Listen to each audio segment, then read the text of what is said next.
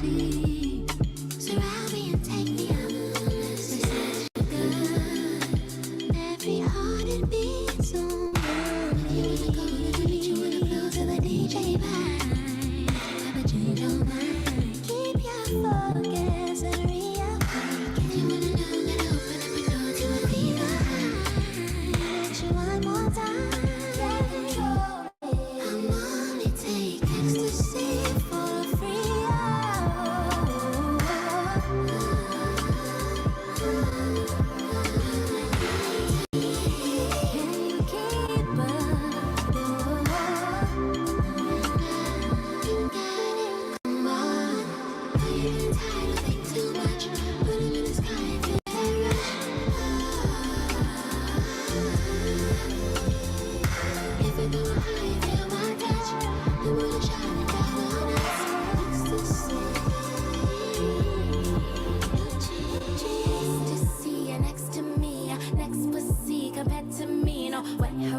Like it's Katrina on one knee, but I speak prenups. Don't avoid it, get in my vortex. Don't explore inside my cervix. Fuck the morals, I just need your sex. Boy, pull over, I just need 1 sec. You put eggs in ecstasy, you the reason I'm a freak. You be fucking on my weed, you the oxygen I breathe in. The only one I wanna cover you every season. The only nigga I believe in. You put eggs in ecstasy, you the reason I'm a freak. You be fucking on my weed, you the oxygen I breathe in. The only one I wanna cover you every season. The only nigga I believe in. Ecstasy for free.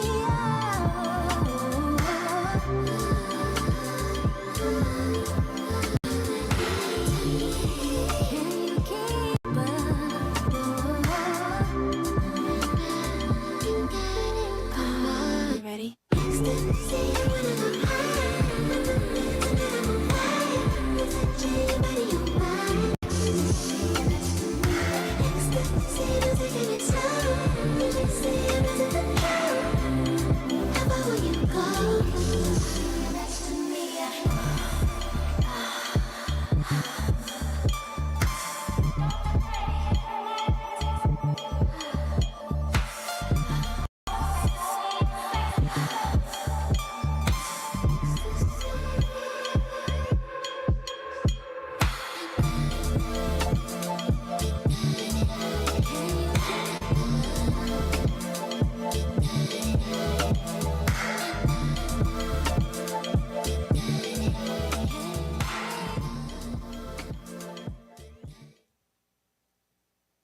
You are now tuning into AMFM Live from Working from Fulton Market at the Hoxton Hotel.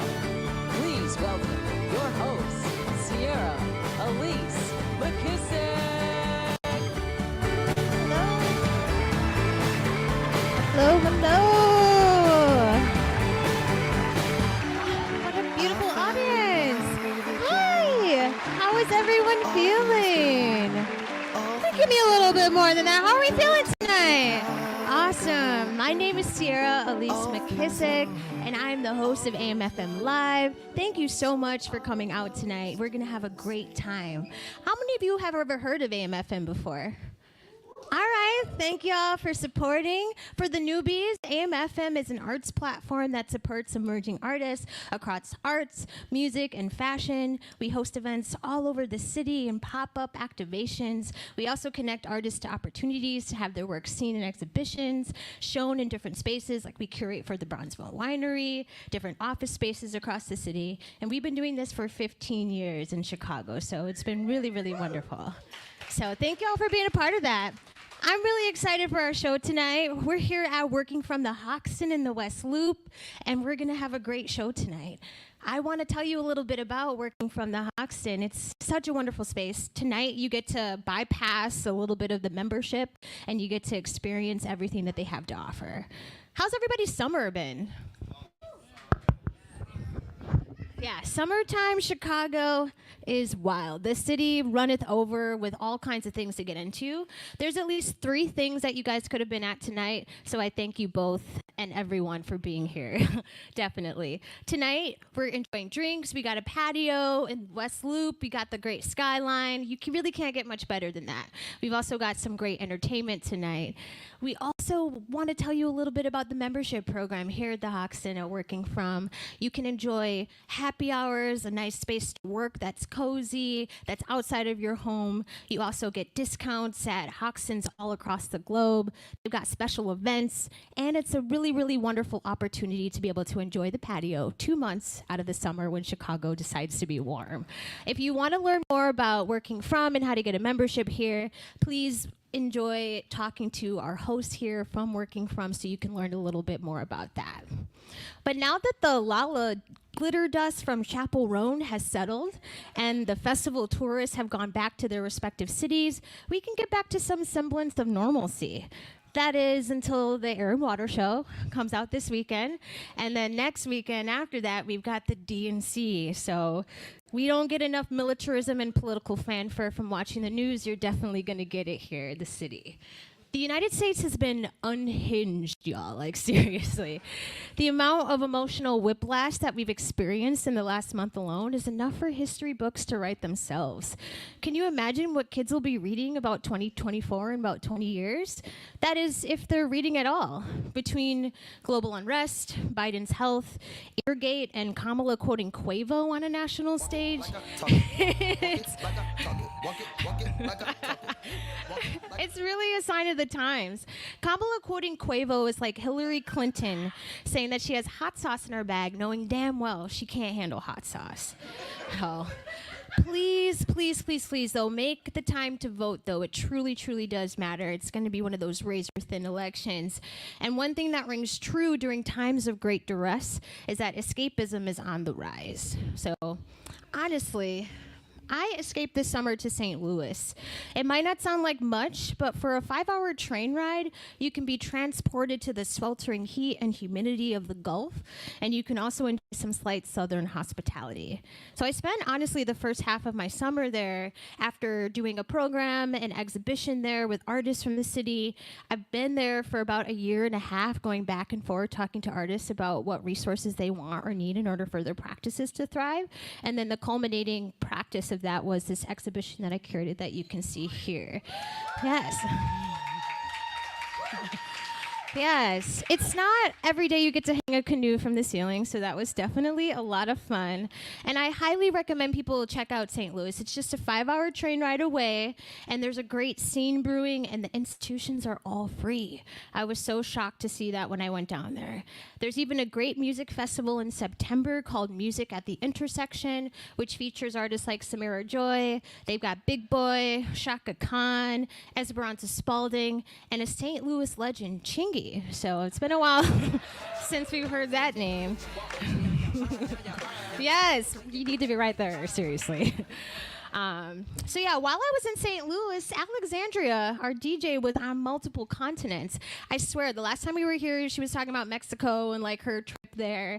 I need to start a new show called Where in the World is Finding IJEOMA, honestly. Yes. Hey, how has your summer been? Oh my goodness. It's been incredible. You know, I celebrated my 33rd birthday in July. Yes, Jesus year. Yes, and I kicked off cancer season in Nigeria. Actually, it was my first time visiting the motherland. Okay. And ended it in Guatemala with Lake Atitlán and the pyramids. So I'm very grateful. No, that's wonderful. That's really wonderful. I'm so excited for all of your travels and everything that you've been doing. Like, are you going to have some time to chill in the fall? Like, we can only pray. Yes. She's got this DJ life, nightlife. She's been out here booked and busy. So we'll talk a little bit more about some of the stuff Alexandria has been doing. But I'm so excited that we're here for episode 3. Like, honestly, I can't believe that we're here. Like, never would have made it. It's so wild that we're able to keep hosting this thing at the Hoxton. It's been really, really wonderful. One thing that's true, though, Summertime Shy is unmatched. We like to have a good time, and tonight we're going to do just that. We've got featured guests like fiber sculpture artist Jacqueline Surdell. We've also got a fashion guru with a knack for storytelling, Olu of Pgrssn. And we've also got Rhea the Second, who's going to do a wonderful performance. And she's one of the top artists in Chicago to watch out for right now. So definitely you're in for a treat. And of course, you know, we got our house DJ, Finding IJEOMA, who's been holding down the fort tonight. Our first guest, Jacqueline Surdell, uses rope and other industrial textile materials to make complex floor and ceiling sculptures that explore themes of memory, place, and the human experience. As a former athlete, she also brings a sense of athleticism to her practice. So we're going to dive into that and learn a bit more. Everyone, please welcome Jacqueline Surdell.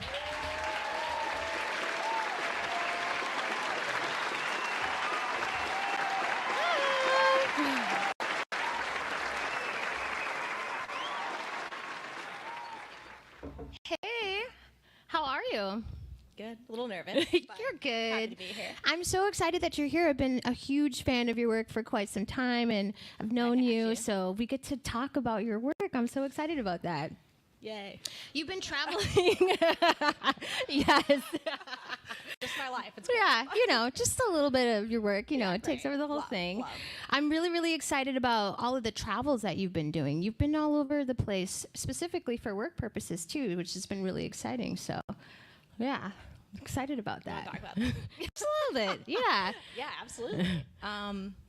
Yeah, I was in Tokyo earlier this year, which was incredible. So I was there for about 6 weeks and made an exhibition there. Okay. The work is really heavy, so Yeah, I can only imagine. ship me Yeah. instead of shipping the art, and then we can make it all there. Yeah, that's a lot. Yeah, so no, it was really exciting, and I mean, kind of transformative is how I've been talking about it. Lived in Shimokitazawa and just like walked to the studio every day. Wow. Just, yeah, it was really quite magical. Okay, yeah, we're going to talk a little bit about your travels and how they kind of show up in your work a little bit. Yeah. But first, I kind of want to talk a little bit about your influences. And you particularly cite your grandparents as influences to your practice. Your grandfather worked in a steel mill, and your grandmother was a landscape painter and also worked in macrame. In what ways do you see them showing up in you and like how you work in your practice? Definitely. I've been thinking a lot about family, but also about like legacy and place, Hmm. I think. So I think with my grandfather being from, so he's from Hegwish. Wow. That's where my dad grew up, which is Yeah. like the farthest south neighborhoods, like very Polish, very Catholic, like on the border of Indiana. Mom. And so going back there just for like, it feels like kind of a different place altogether, I would say. And yeah, I mean, worked the steel mills, and then they moved away, and then he stopped working, kind of thing. Wow. And then my grandmother, it's like labor, I guess, has always been an interest in like how industry and life are interwoven with one another. And then with my grandmother, yeah, like I think specifically the sacred space of the studio is kind of how she comes into my practice, like this idea of you have a place in your home that's about making art. And that was always just like a really sacred place, even for me as like a young girl, to sort of see. She's like a very austere Dutch woman, and she's a pretty intense lady. Yeah. And so it was nice to like see, yeah, this like vulnerable side of her. Like I'm like, oh, you collect bird nests too, like, you know what I mean, like that kind of thing. And so, Yeah. yeah, I used to like sleep in there and stuff like that, and it just was kind of a nice like place to connect, I think, with her and connect these larger legacies of like landscape painting. Yeah, and I feel like the landscape painting kind of shows up within your work too. You got some images of some of the work here also, and it's really, really beautiful. You can see kind of that influence in like the macrame kind of process and the colors and things like that really showing up in the work. Oftentimes when you're thinking about weaving practices or even macrame, like nautical rope isn't something that typically comes to mind. Like, how did you start working with that as a material choice? Did you have to learn like knotting techniques from sailors or anything like that, or? I wish it was cool like that. I mean, honestly, I know I was just talking about this with another artist friend, and it was kind of like it just all worked out this way in many ways. I think there's always this desire for like, there was a choice you made one day, like you woke up and you're like, rope. You know what I mean? It's In the middle of the night. Yeah, exactly. And it was like it was just much more casual. Like I was in college and I was playing volleyball and I was still painting, and I was kind of like, in the studio struggling to create what I had on the court. I was kind of like, I'm not really going to do this much longer, and like my body can only last so long, and it was D3. It's like not that big of a deal. Yeah. And so when I kind of went back into the studio, I wanted something really physical, but also I liked this idea of sort of like an underdog material that was just sort of like around, and you wouldn't really think much of it. And I was working with a maker just to do like macrame workshops essentially, and I was like, Joe, where do you get all this rope? Like, it's really cool. Yeah, you know.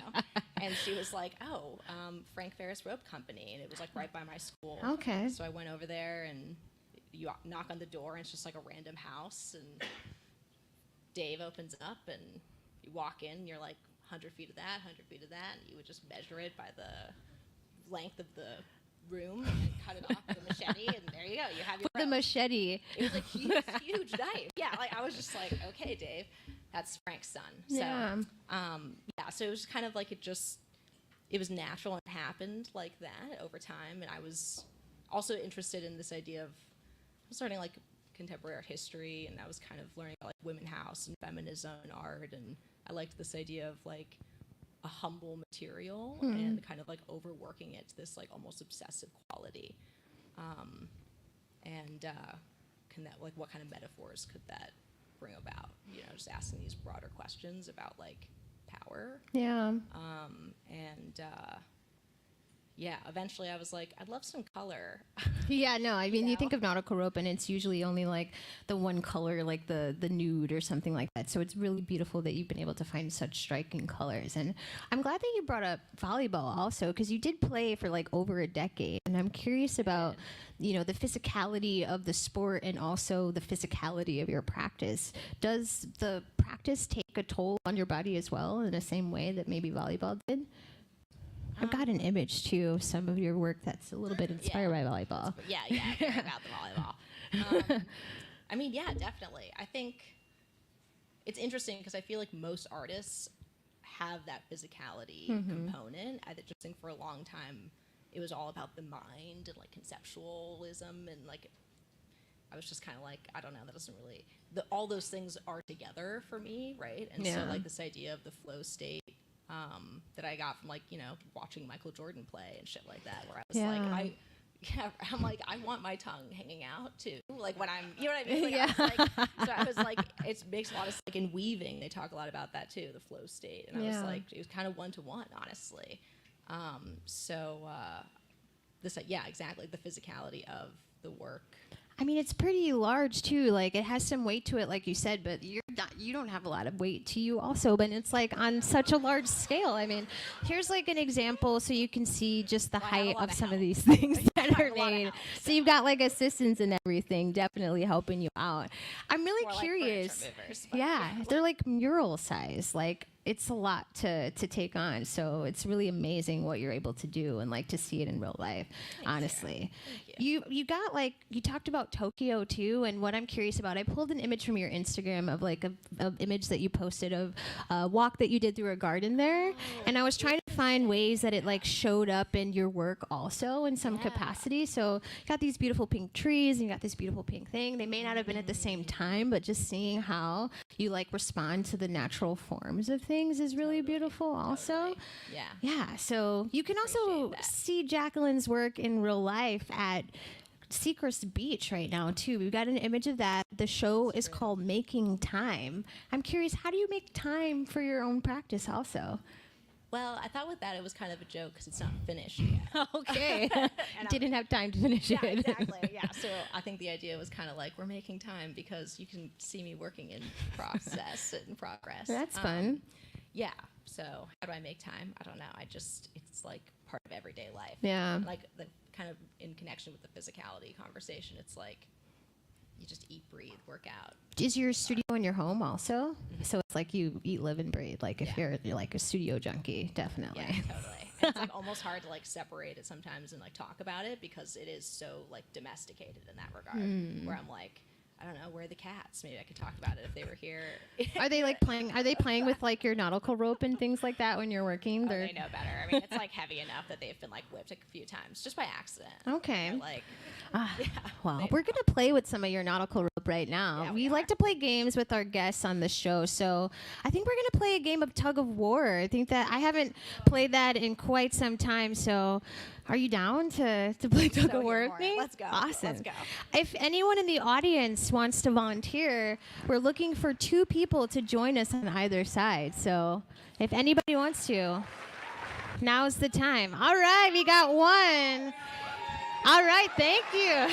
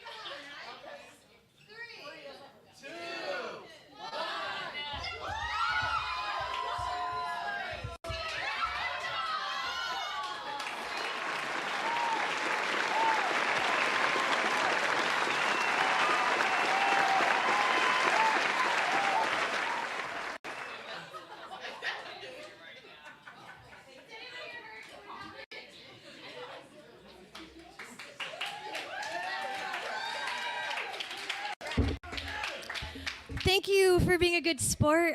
Maybe we'll have to have more restrictions next time. We'll see. Thank you so much, Jacqueline, for playing along with us and having some fun. Everybody, make sure you go see Making Time. It's up through August 17th at Seacrest Beach on Hubbard Street, so you can check out the larger-than-life work in person. Thank you again so much. Y'all. Yes. Thank you for coming, and thank you for having me. No, of course. It's been wonderful. Thank you.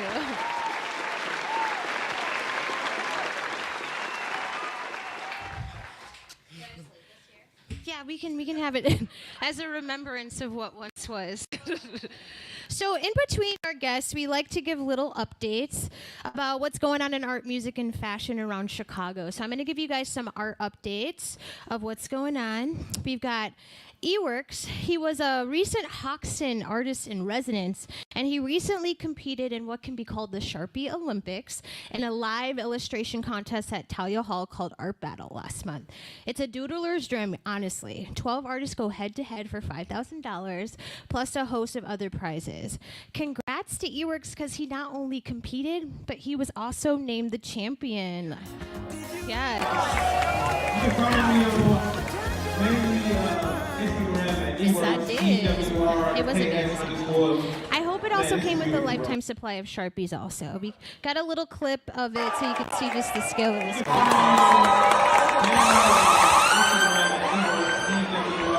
Yeah.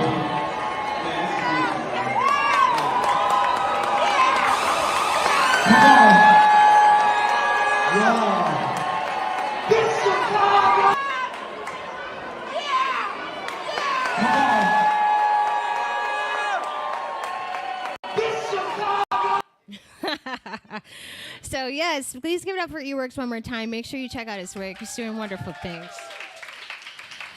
Tala Gallery has an opening Friday from 7 to 10, featuring the first solo exhibition, Blink Twice, by artist Vani Aguilar, an SAIC alum who is now based in LA. Vani is known for their airbrush acrylic paintings and colored pencil illustrations that are inspired by moments of vitality, celebration, and oftentimes features friends, dogs, and everyday scenes.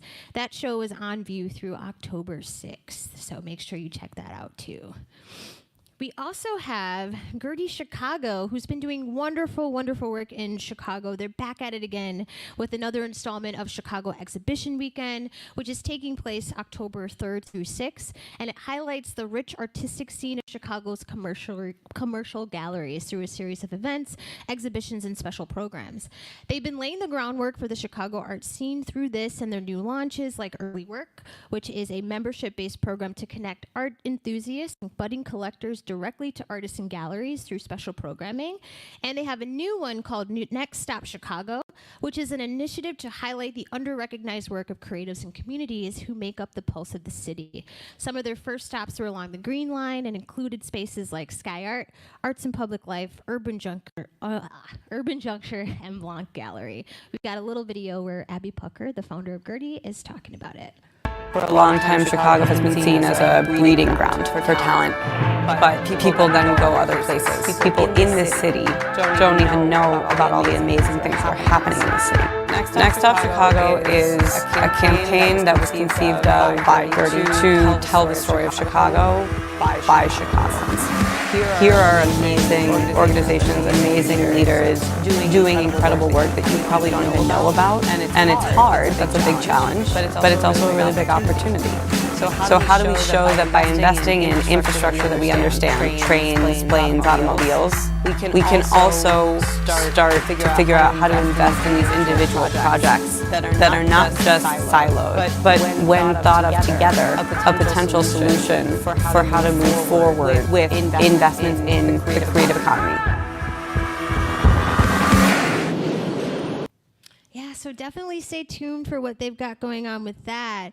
And Blanc Gallery was one of their stops, as I mentioned. So speaking of them, our very own DJ, yes, got some fans in the house, co-curated an exhibition under her platform, Afro Disco Social Hour, that's currently on view. This Heavenly Body features photography by Seed Lynn and highlights the cultural significance of roller skating and roller skating rinks in Black American life across the U.S. Midwest. Make sure you check it out. It's on view through August 24th, and word on the street is that they built an actual roller rink in the gallery for the closing. Hey, can you confirm this? I sure can. Yes. So get your thighs ready and come on out and do some skating with us. We're so excited. We got another guest coming up. Rhea The Second has a new video with Mute, and it's giving roller rink vibes. We need to give that DJ the track for the closing for sure. Rhea's impressive resume includes performing at Coachella alongside rapper No Name, singing background vocals for Leon Bridges, and appearing in James Samuel's music video Hallelujah Heaven with Shabba Ranks, Buju Banton, and Lil Wayne for the movie The Book of Clarence. She's a gem in the Chicago music scene, so everybody please raise it up for Rhea The Second.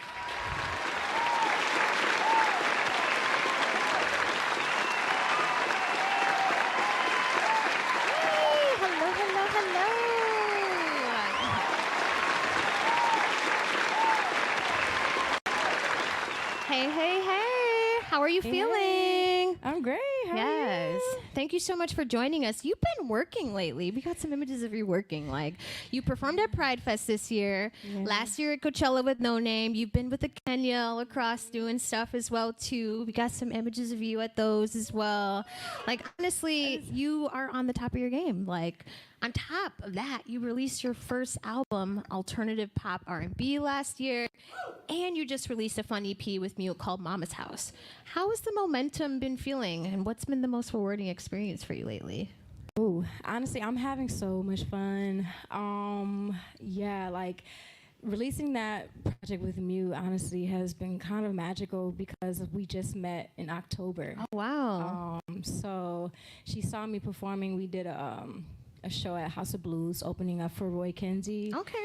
And so she came up to me after the show and was like, yo, we really got to work. I think what she says is like, we're like the same person, but like a different font. And I was like, actually, you're kind of right. I mean, like, if you're around us, you'll see that we have like a lot of similarities, but like in our own style. So it's really kind of cool.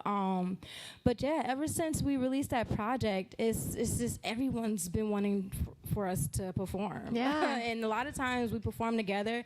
Sometimes we do our own thing. Like I know she just did something at California Clipper, and I'm here now, and then we'll be at Market Days on the 11th. Like, we've got a lot going on, and the momentum is like crazy. So everything is kind of just happening naturally, which is really cool. Yeah, there's a release party coming up too. I just saw the flyer for that today. Yeah, on the 22nd at California Clipper. Okay. It's very much so up. Yes, the album is up. It's been really, really wonderful vibe into it. And you're originally from Detroit, which is the Motown capital, and you came here to go to Columbia, although Chicago is very much your home now. In what ways would you say that Detroit influences your music? So honestly, like, most of my grade school career, high school career, I was performing. So I started off doing pageants for a few years. I was really shy when I was young, but when I got into like pageantry and like talent competitions, like through church and stuff, that really helped me come out of my shell. And then I kind of got the bug of performance. Like naturally, I know music just through my family. All of my family on my mom's side sings, my dad's side, most of them play instruments. Okay. So it's kind of, you know, inevitable, you know, for me. But yeah, in high school, I joined a musical theater program outside of that, and we were rehearsing like 3 times a week. Wow. So yeah, I was heavily embedded into performance and art, and I also went to a performance art school. Okay. So that's really, I was just kind of trained. Yeah, you're like made for this work. Yeah. Do you get to go back to Detroit often? Like, no. I've been busy. Yeah. I try to, like for the holidays, you know. But you know, I don't know. My parents don't even live in Detroit proper anymore. Okay. But yeah, I try my best to go back. Yeah, we need to get you on a stage in Detroit. That's what we need to do. Yes. I'm trying to make that happen. Yes, it's gonna happen. It's confirmation. Yes. Yes. We got some images of your album covers also, which are just beautiful. And like, seriously, what I love about the most recent albums are that the vibes are completely different. Alternative pop R&B is more airy, and I feel like it shows off your vocal range, while Mama's House feels more playful and has funky house music vibes. We've also got a clip here of your latest single with Mute, Raise It Up, so we're going to check that out. Feel the heat, let it burn, break it down, clap your hands, raise it up, bust a move, push your chest, do your dance. Feel the heat, let it burn, break it down, clap your hands, raise it up, bust a move, push your chest, do your dance. Bag it up, bring it down, it's my jam, hit the sound, turn around. Bag it up, bring it down, it's my jam, hit the sound, turn around. Yes. You guys like that? Yes. Such a vibe. I really love that. One thing I also read is that you're really inspired by Janae and like her ability to kind of switch up her sound from song to song and even album to album. How did you approach your own bodies of work to like embody this feeling also? Just putting myself out there, not really saying no. Not saying no to collaborations, showcases. That honestly helps me. Like, despite me performing for so long, like when I was younger, finding my own lane and being like a solo artist, that was a whole other journey for me. So it really just took working with other artists. I didn't really start writing or producing my own music until I got here. Okay. I had a couple of friends in high school that, you know, write their own music, but I didn't really dabble much into it. I didn't play an instrument or anything, and I didn't know much about production then, so I didn't really do much. I was just kind of focusing more on vocals and performance. But when I got here, it just kind of opened my eyes to not only Janelle Monáe, but like Little Dragon was really big for me. Kimbra was really big for me. And I had like some of the dopest people in my class. Like, I don't know if y'all remember, like, shout out to Woo Park. Like, Woo Park, honestly, and have you guys heard of She or Highness Collective? Yes. So, you know, that's kind of like where I started, you know, and kind of being around such talented people who did their own thing and, you know, had their own genres. Like, that was just really inspiring for me. So just throughout the years, I was just like trying, you know, different things to kind of get to where I am now. Yeah, no, that's really beautiful. Like, honestly, Chicago is definitely one of those places where so many artists are talented here, and you're like in this bubble of like just constant collaboration. People are working with one another, and they're pulling each other up along the way as well too. So that's really awesome. awesome that you got to expand here also. You're also a company trained musician, which you talked a little bit about, and you have passed singing top 40 at weddings as a wedding singer too. So I would love to hear a little bit about this chapter of your life and what maybe the craziest thing you've seen at a wedding. Well, the chapter is still going. It ain't ended yet. I'm still doing weddings. Yes. If anybody wants to book Rhea for the wedding. Yes, come on, book me now. Just don't have me singing a crazy first dance song. Just have some. No, I'm just kidding. I'll do whatever y'all. But no. So, so I mean, I've been doing weddings for over about a decade. Wow. Yeah. So I started in 2014, 2015. And have been doing it consistently ever since, like I quit my full-time, like my day job back in September. Okay. So shout out to that, because full-time artist. That is a scary jump, it's a scary leap for sure. But I'm here, and like weddings and corporate gigs is really what kind of keeps me afloat financially. So yeah, I definitely am doing weddings or like a corporate gig like every week, sometimes twice a week, sometimes 3 times a week. It just depends on the month. It's about to be popping. Yes. Next month, wedding September, season. yes, wedding season. August, September is absolutely insane. I mean, my season started in February, I think, this year. But yeah, no, it's been really good. And like one thing about doing weddings is, so I'm doing like 20 plus songs a night. Wow. And so it's like, it's really helped build endurance like crazy. Wow. So that has really helped me in like being able to learn music quickly, or like nerves sometimes. I mean, you can't always control nerves, but it has really helped with that, being comfortable, with like being in front of a bunch of people and you haven't sang that song before that moment, that can be very intimidating. But yeah, just doing hundreds of weddings kind of helped me. Wow. Yeah, it's the best side, like big, huge families, like small, intimate one, family drama, all the whole shebang. So yeah. Oh, you did ask me about like the craziest moments. Oh man, I don't know. There's so many crazy moments. Let's see. Oh my gosh. Okay, this is most recent. It's not the craziest thing, but like, what they call, they bust out the limbo every once in a while. Okay. And it depends on what song. Like we could be doing like All Night, like by I forgot who that's by. Lionel Richie. Yeah. I'm like, I got it first. I got it.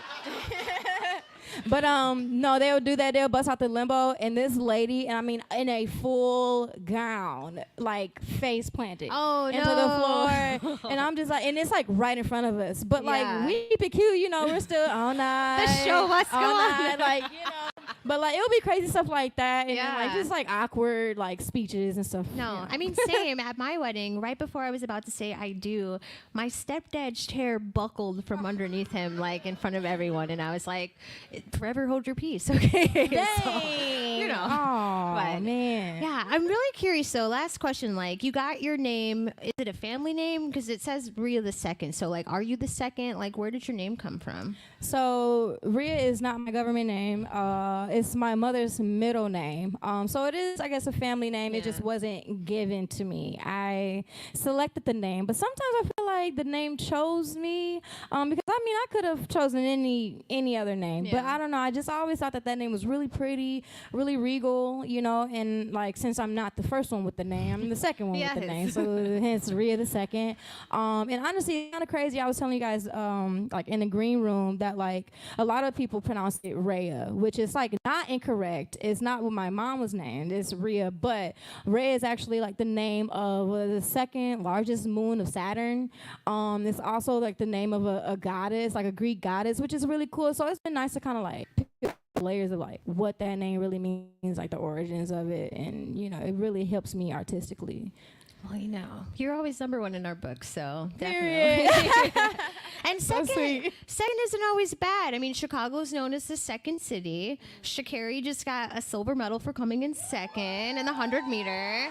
And you're the second. So I wanted to play a game with you called Second Best. And what's ironic about this image here is that this is the name of a dive bar in Detroit, actually. So it's awfully fitting. You're from Detroit. Oh, my God. But I want to know how you would rate the next slide. So you're going to tell me what your first choice is, like what your number one, and then what your number two is, okay? Okay.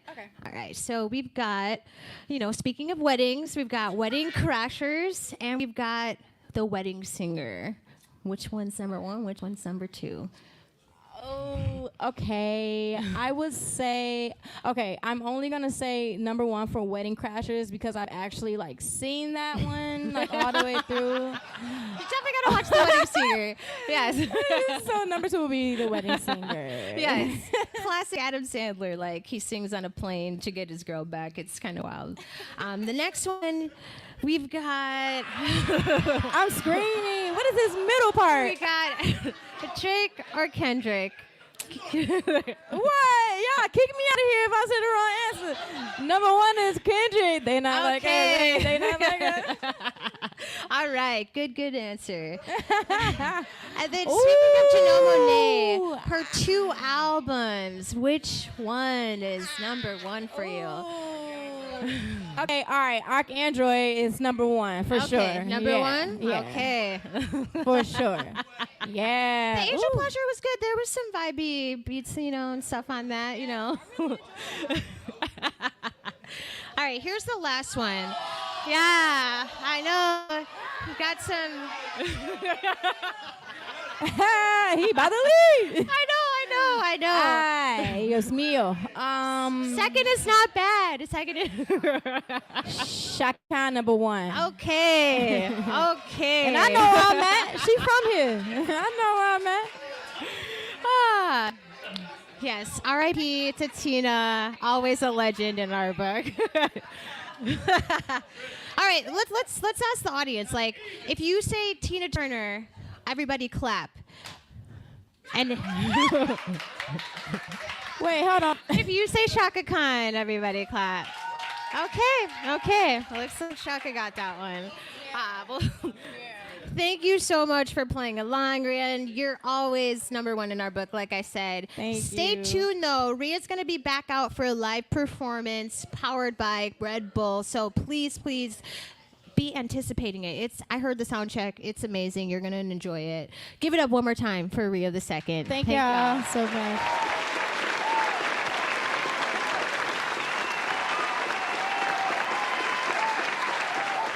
So before our next guest, I want to get into some music news. I know Daniel Kyrie, who's also known as DK from his days at the Dojo, which was a classic DIY space in Pilsen, who was throwing events around the same time that we had our AMFM gallery. Others may know him as the hot firefighter Darren Ritten from Chicago Fire. You can now, yes, that's a nice, looking good. You can now add rapper and singer to the roster. He recently just released his first single, Dreamland Avenue, which also has all the vibes and is definitely giving summer anthem. Let's check out a clip. Big stunner, run up in the range in the morning, marijuana. If the head right, then I'm there every night. I've been on the game since off the avenue. Big gunner, big stunner, run up in the range in the morning, marijuana. If the head right, then I'm there every night. I've been on the game since off the avenue. I've been on the avenue. That was good, right? Please give it up for DK. It's such a bop, honestly. And I'm really feeling these music videos that are just beautiful black people having fun, and the atmosphere is just really great. It's on all streaming sites right now, so please make sure you check that out also. And fresh off of her Broadway run of the stage adaptation of Sufjan Stevens' Illinois, singer-songwriter Tasha recently announced a new album, All This and So Much More, which comes out September 20th.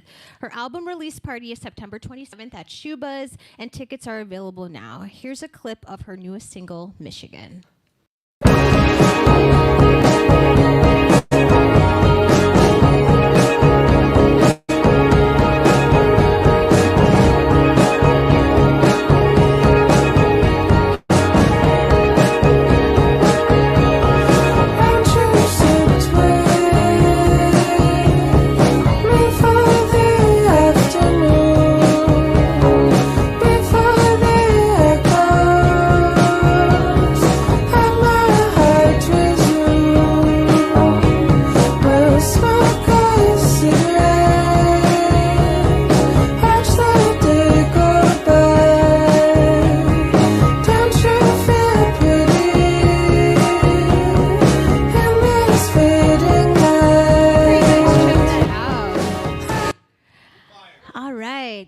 Natasha. Really, really wonderful artist. So the Salt Shed is Chicago's newest and coolest venue with an indoor and outdoor stage. And the outdoor stage has these festival-like grounds. They're bringing in some of the biggest performers here like K-Tronada, Hiatus Coyote, Jungle, and potentially you. The Salt Shed and Empty Bottle are teaming up tomorrow to host the world's largest karaoke. So it's just like karaoke where you show up the day of, you put your name on a list, and then guests are chosen randomly throughout the night to take the stage. The event is free and tickets are still available, so shoot your shot. You could perform in front of 5,000 people. It could be a really wonderful experience. Hey, do you have a go-to karaoke song at all? You know, I would say probably something from Erykah Badu's Baduism album. Okay. One time, though, I will say that I tried to sing a Mariah Carey song during karaoke and failed miserably at that. So don't try that at home. Oh, my gosh. Yeah, I can't hit those high notes, you know. I don't know if she can still hit those high notes, but my karaoke song used to be Senorita by Justin Timberlake. You know, it's got crowd participation. You can single out a lady and sing to her. It was perfect. But now apparently, you know, after he got pulled over for the DUI, like nobody knows who he is and nobody even likes him anymore. So it doesn't really hold the same weight. But if karaoke isn't your thing, UK-based singer Corinne Bailey Rae is taking the big stage downtown tomorrow also for the summer series at Millennium Park. She's been the artist in residence with Rebuild Foundation and will perform songs from her recent album Black Rainbows, which was inspired by her experience at Stony Island Arts Bank and the artworks and objects collected by Theaster Gates. Doors open at 5:30 and it goes until about 9 o'clock. I actually got to meet Corinne Bailey Rae the last time she was in Chicago, and one thing I know is that she's a fashion goddess and a force to be reckoned with. Most black women are, to be quite honest, but yes, period. We're gonna bring out an emerging designer who's got a whole line about how black women are the future.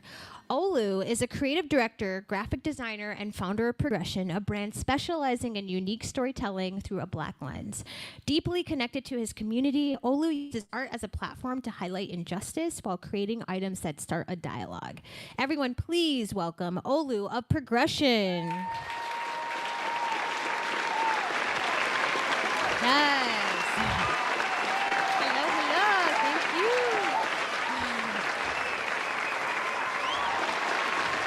Yes. No, I'm very excited that you're here, and you've got on the digs, you know. I have the whole get up on, yes. Why don't you tell me a little bit about what you're wearing right now? You know, this kind of feels like, you remember when like Obama broke the internet for wearing his tan suit? This is my tan suit, so okay. Whenever I have a special occasion, I always put it on. So this is special. No, it's great. Yeah. And what about your bracelet? Like, what's the bracelet all about too? Oh, okay. Well, I wanted to save this for the end, but we can start off. Yeah. So I created a bracelet, so it's like my first piece of jewelry that I ever made, and I'm super excited about it. So a couple months ago, I was wearing a bunch of safety pins because I just really love the object of a safety pin. I love think safety the word pins safety too. Inherently just carries a lot of language behind it. In addition to that, though, I think like there's like this full loop nature of it as well. And so I wanted to create something where I can hold it in time forever. And so basically there was this little girl, right? And so she was at a park. And so she ran up to this woman. And so she sees this woman wearing this bracelet. And she says, "Oh my goodness, that's so cool. What is it?" And so the woman tells her, "Oh, this is my bracelet. I've had it since I was a little girl." Oh. I gifted myself one every time I came a little bit closer to my dream. So I got this one for kindergarten, 8th grade, high school, college, medical school, and then when I finally finished my residency program, became a doctor. So the little girl was like, "Oh, well, I have dreams too. Can I have one?" The woman says, "Of course you can." The little girl says, "Really?" She says, "Of course you can. I can always make another." And so she gives it to the little girl, and then the little girl remembers how the woman said she gifted one to herself every time she came a little bit closer. So the little girl says, "Well, what's this one for?" And she says, "It's for starting. It's for dreaming." Oh. And then so before she leaves, she hugs her and she says, "Thanks, Pepper." So this is Pepper's bracelet. And so for folks who are familiar with my brand, yes. Pepper is like a metaphor for black women and just the boundless things that they can do. So I literally brought it so that I can give you Pepper's bracelet. Oh, that is so sweet. Thank you. Thank you.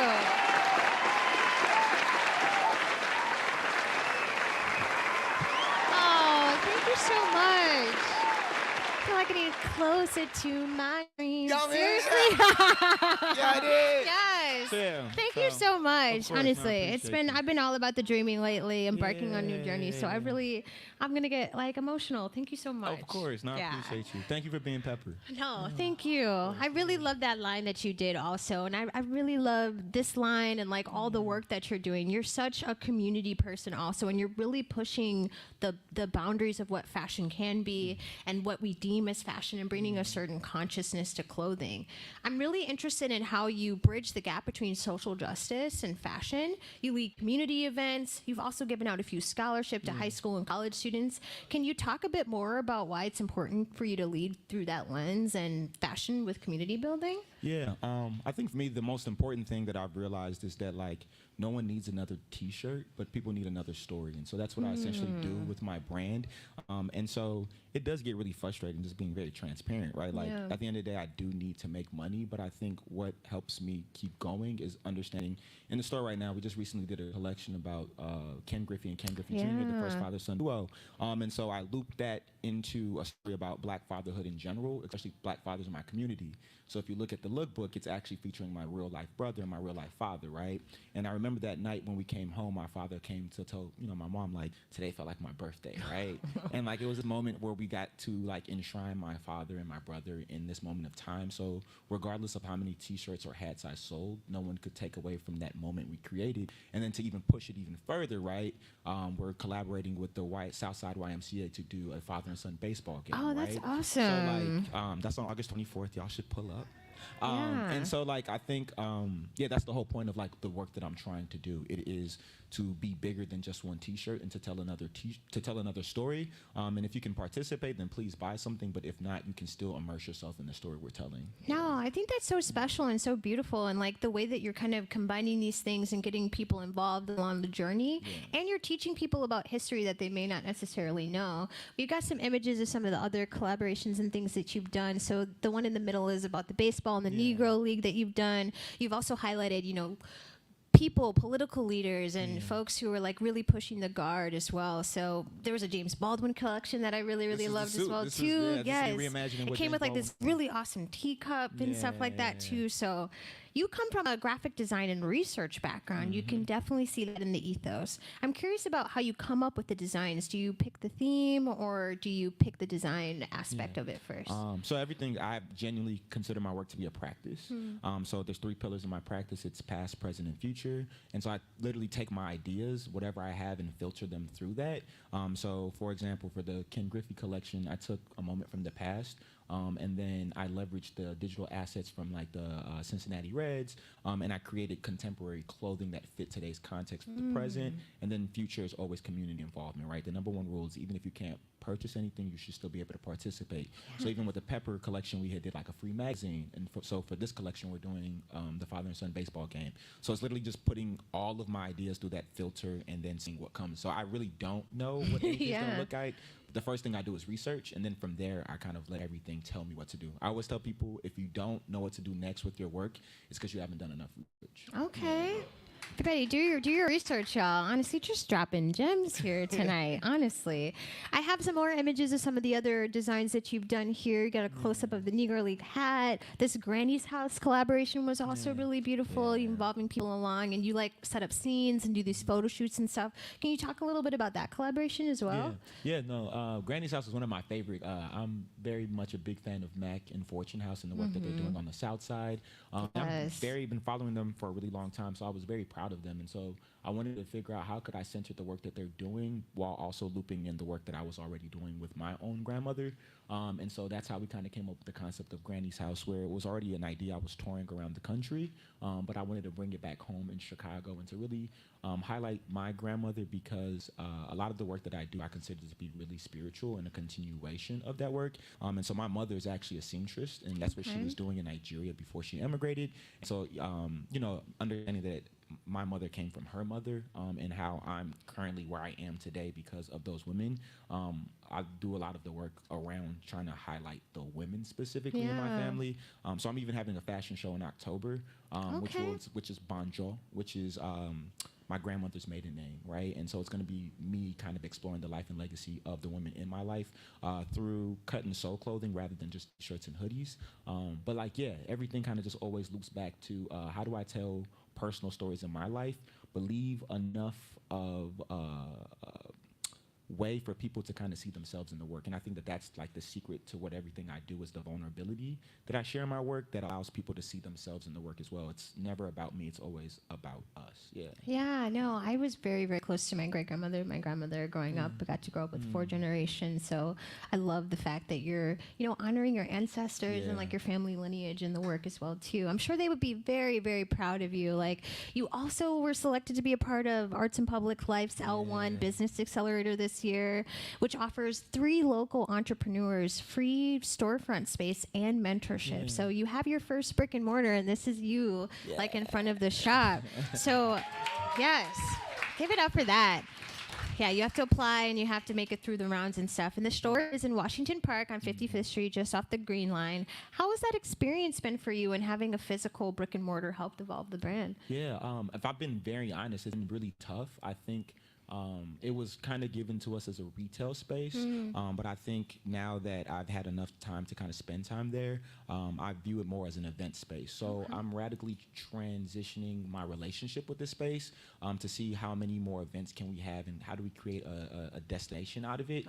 Because it's not in a business district, and also as much as like I'm proud to have my clothes there, it doesn't necessarily always reflect the things that the people in that community might want. However, how do we do programming that does reflect the community? How do we do programming that reflects the creative community here in Chicago? And so I'm super excited about the last 4 months of the internship or the fellowship, because now I don't view it as a retail store. I view it as a space where people can, it's a third place. Yeah, no, I love the idea of a third space. Like, you want to have programming to consistently bring people back and forth in this space. And like, Retreat used to be over there. I miss Retreat so much. And it was definitely one of those spaces that really drew people in. So I'm glad that you're breathing some life into that space, and you're doing like office hours and stuff like that. So what's next for you? Do you want to have your own space someday? 1,000%. Yeah. It's probably closer to 5 years from now. Okay, 5-year plan. I'm trying to dip up out of here real quick and see what else the world has to offer me first. But I do know that ultimately I do want to come back. But again, immediately, October 26th, please come to my fashion show. It's going to be cut and sew work from me. So it's like something I'm very proud of. It's all handmade in Lagos, Nigeria as well. And so it'll be at the Green Line Performing Arts Center. Oh, that's awesome. Congratulations. Yeah, so it'll be a full immersive like play type of. It's going to be a journey of my life through clothing and through music. And a lot of performance art. So no one has seen this type of work from me, but I've been working on this type of stuff for a long time. So I'm excited for people to see this side of me. Yeah, I'm excited to see it too. It's going to be really wonderful and beautiful. Yes, thank you so much for like, you know, speaking your truth and like really bringing us along for the journey. And you have so many roots within like Black history and like exposing us to that. I wanted to play a game with you. Let's go. I hope I don't embarrass myself. It's called Mystery Black History. And, you know, let's see how much of a researcher I am. You know, you're a researcher, so I was like trying to dig. There's maybe one that might stump you. We'll see. But I'm going to give you a set of prompts, and then you'll guess which Black ancestor it is based upon those. And if you need a lifeline, you can always ask the audience. I will be asking. CJ, get your phone ready. So 2 Black ancestors are celebrating their 100th birthday this year. One is a prolific writer, and another is a musician who moves at the beat of his own drum. Who are... Well, the first one for sure is James Baldwin. Yes, I expected you to get that one, you know? I love James Baldwin. The beat of their own drum. Yeah, drummer, you know, known specifically for being a drummer. Do you want to ask anyone from the audience? Does anyone who knows... Don't embarrass us together. Does anyone know? It's a musician who moves at the beat of his own drum. Lifeline. Also. Okay, what's a clue? like, just help me. The genre is jazz.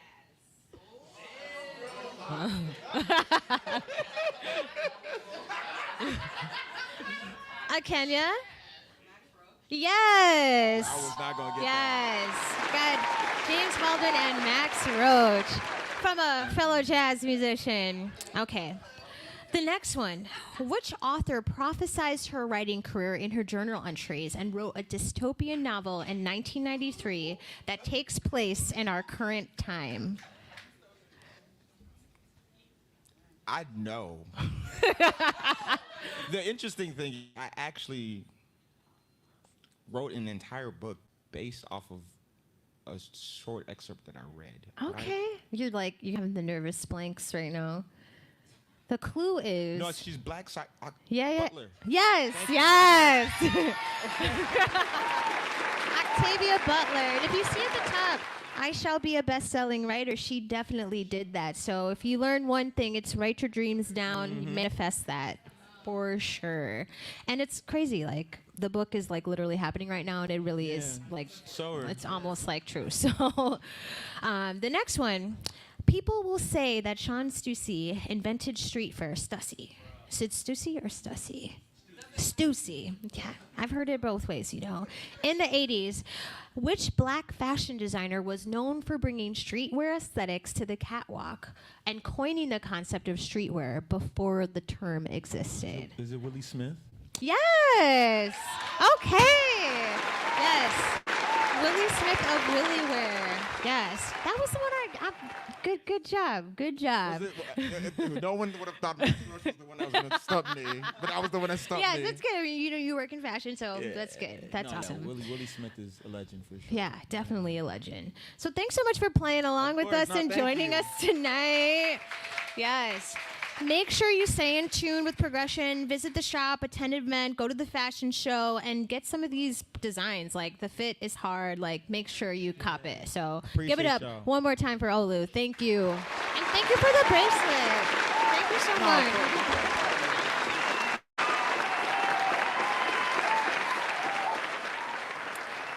So, speaking of streetwear, one of Chicago's most notable streetwear designers, Joe Freshgoods, just released his newest sneaker collab with New Balance, and the theme is from prom to Paris.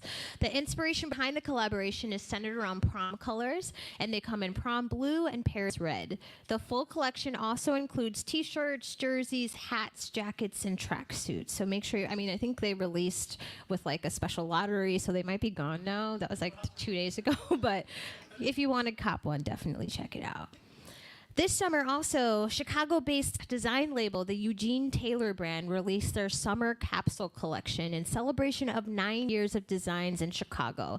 The collection comes in neutral tones with eye-popping colors and patterns, and they're all made from scrap fabrics. There's a little bit of something for everyone who's looking for that statement piece. I know I really want that checkered suit. That's something. Make sure you check them out at www.eugenetaylorbrand.com. If you've been following AMFM Live, you'll remember that in episode 1, I was lamenting about Chicago being the 3rd largest city in the nation and not having a fashion week. Well, Mayor Brandon Johnson must have tuned into the episode because he recently held a press conference announcing the launch of Chicago Fashion Week, which will be taking place October 9th through 20th. Check out what he had to say here. Has long been a cultural hub when it comes to the arts, entertainment. We have a vast selection of world-class fashion designers. But unfortunately, we have not gotten the attention. But that is about to change.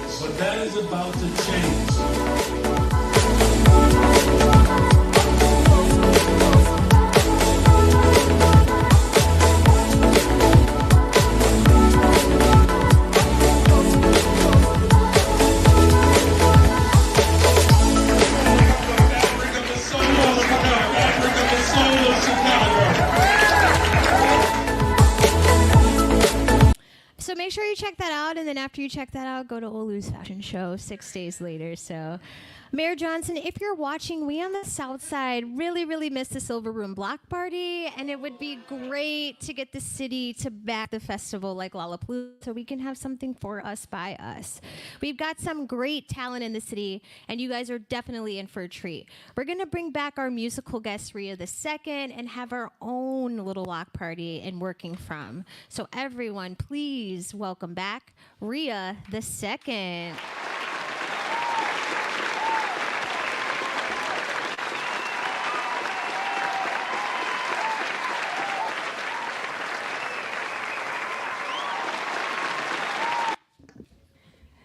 check. All right. Ain't no mystery to the crease, so I bob and weave. I like that technique, feel the beat. Move my feet, somebody better come stop me before I give up on love.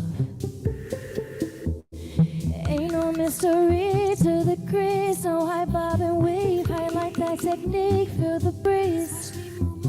Somebody better come stop me before I give up on love. I used to be a good girl till I met my ex. Took on all his ways when I met the next. Had a new baby, you acted out. Had a rebound for the rebound, but I'm different. An agent's crush trying to get in a new circus in a new space with the same clowns but not luck. Getting too hard to find love. What's a girl like me to do in the search? Feeling like a setup. Niggas got me real fed up, but a bad bitch keep her head up. Never let a bomb nigga put your head down. You move crazy, I'ma move around. A new woman in the same town, cause I'm hip now. Ain't no mystery, so I bob and weave. Somebody better stop before up on love.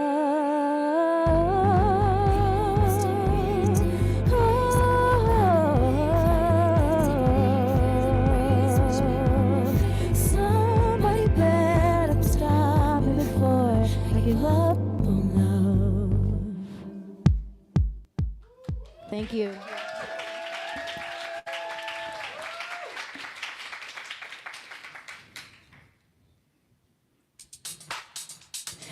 Ooh, there's gotta be more to this world of ours. I'm tired of all these broken hearts. Picking up the pieces of the heart I have not broken. Searching for the one another lover left unspoken. I hear you say it's a woman's world, but none of this is worth. Toxic love comes with a fee and heartache is the token. Ooh, there's gotta be more to this one of us.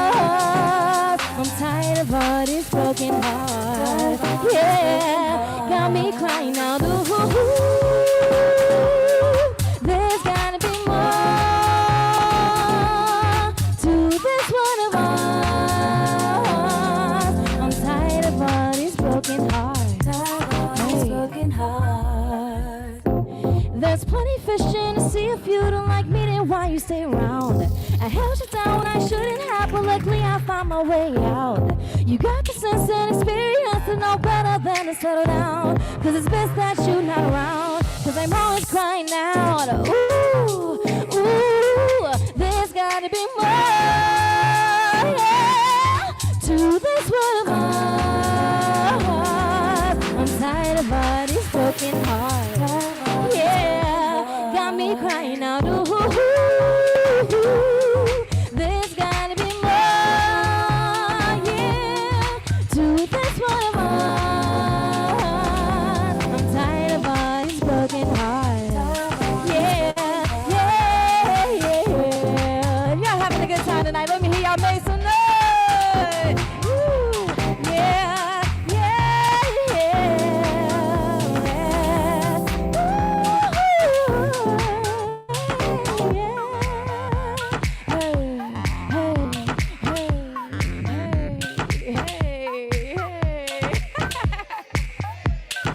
That was Tired of Broken Hearts.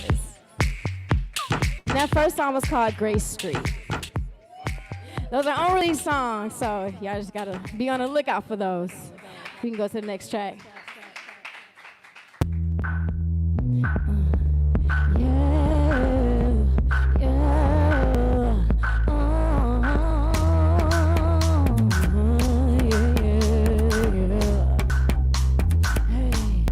Get you some of this loving, not as good in a cheat. Do it how you feel, yeah, there's a chance to be free. Leave it on the floor, don't worry about what they see. get whatever you need, girl. That's your chance to just be it. Fuck it up, girl, make it be quiet. Back it up, baby girl, back it up. Don't worry about it, they watching. Run it up, run it up, run it up. Fuck it up, boy, make it be quiet. Back it up, bad boy, back it up. Don't worry about it, they watching. Run it up, run it up, run it up, run it, run it. Don't you dare try to fight it. Let the music get inside you, yeah. Run it up, yeah. DJ, turn it up. Run it up, run it up, yeah. All night, run it up, run it up, run it up, run it up, yeah. Stay up, hey, hey. Fuck the way you feeling, don't need none of your opinion. I can hear this, just get it. DJ play me that sick shit. Get down till you lose your mind. We about to go insane. The beat got me going crazy. Feeling wavy, sure you get from the bay. They can't take it, they hate it. Oh, give you some of this loving. Do whatever you feel, yeah. Leave it all on the floor, no. You need your chance to just be it. Don't you dare try to fight it. Hey, let the music get inside you, yeah. Put it up, put it up. This that shit gon' bring it up. DJ, turn it up, put it up, put it up, put it up, yeah. All night, yeah. Put it up.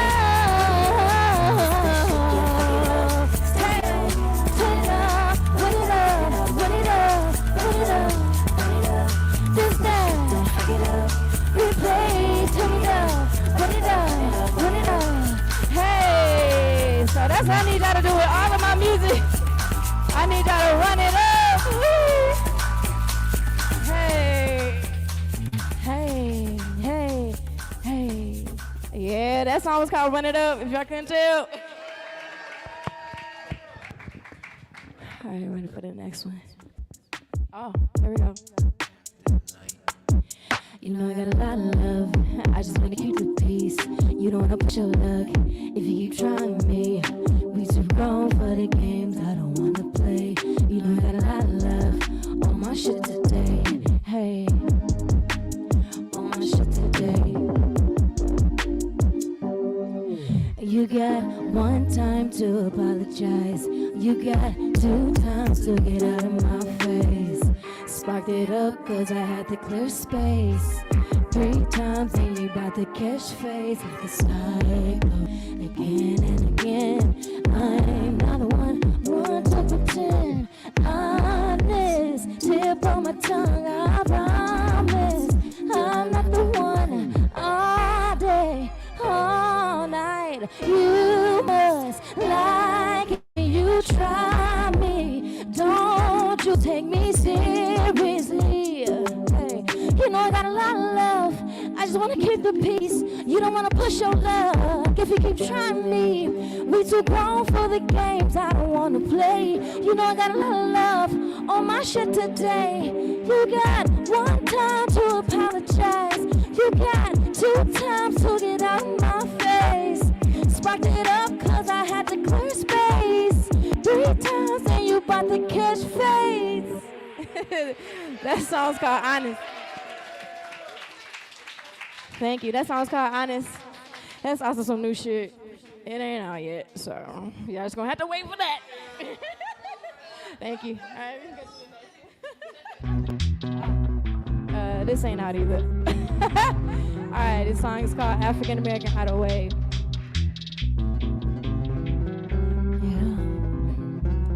You can find me on the sand when behind my back is I'm sailing away.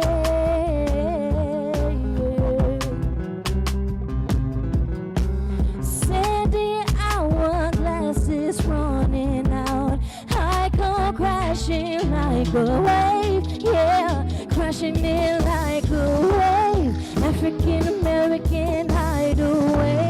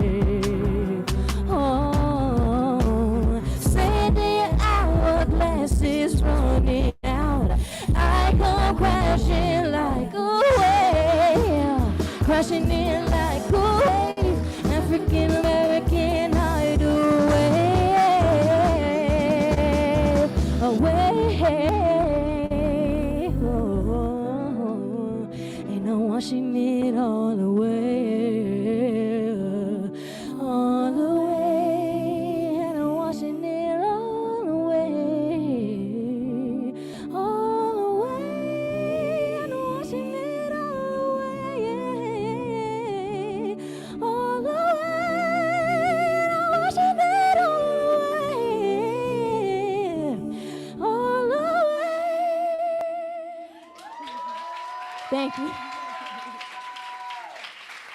Thank y'all so much. All right, so I got one more song. It's called Raise It Up. Y'all already seen the video, so I'm gonna need y'all to raise it up for my last song. Are y'all able to do that for me?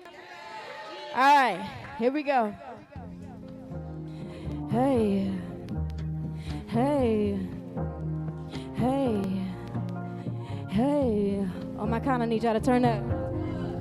Come on. 1, 2, 1, 2, 3. Feel that heat, let it burn, break it down, clap your hands, raise it, bust up. This your chance, do your dance, feel that heat, bring it down, yeah, smack it up, yeah.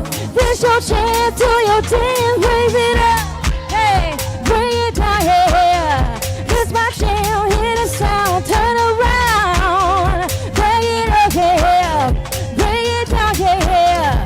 This my jam, hear the sound, woo, hey, whoa, whoa, hey, yeah, come on, yeah, this our energy I need. Praise the Lord, got my mind, my body, my soul, and I'm so grateful for it. Yeah. Woo, hallelujah. Feel the spirit move through my bones. Can you feel the groove? Can you feel the groove? Yeah. Come on. This your dance, do your dance. Hey, get down. Bust a move, clap your hands. Woo, feel the beat in your chest. This your chance, feel the heat. Bring it down, yeah. Swag it up, bust some move. This your chance, feel that. Hey, bring it down, bring it up, move, chance, dance for it. Bring it up. This your chance in a sound, turn around. Bring it up, yeah. Bring it down. This your chance, hit a sound, turn around. Ooh, clap your hands, raise it up. Move, chance, dance through the heat. Break it down, raise it up, bust a move. This your chance, do your dance. Thank y'all so much. Rhea The Second.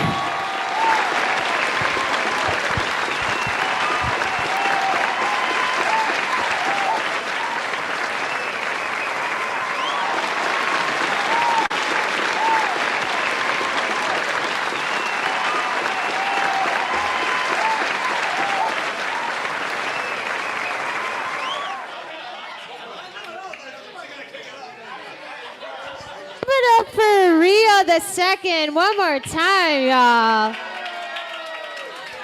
Yes. Thank you for tuning into AMFM Live tonight. Y'all are live. We got y'all turned up, and we're going to get more into that, but I just want to thank our sponsors working from the Hoxton. Give it up for them. Make sure you check out the membership. You too can be in this space whenever you want. Give it up for Red Bull for also sponsoring our music performance that you just saw. We've also got Elgin and the Stomping Grounds crew for doing our live streaming services. Hello to everyone watching on YouTube right now. And please give it up to our showrunner, Dom, who's been holding it down behind the scenes. Yes. And give it up for our guests one more time. We had Jacqueline Surdell. Yes. Rhea The Second. Yeah. And Olu of Pgrssn. Yes. And of course, our DJ, Finding IJEOMA. Yes. We're just going to close this out tonight with some more vibes. Make sure you follow AMFM on socials. Tag us for all the fun that you had tonight. We're at AMFM LIFE, AMFM Life. And stay tuned. We've got lots more coming. Happy summer. Stay hydrated. Make sure you vote this November. And we'll see you next time, folks. Thank you so much. Thank you. Thank you. All right. Y'all can dance some more. You want to drop that track? All right.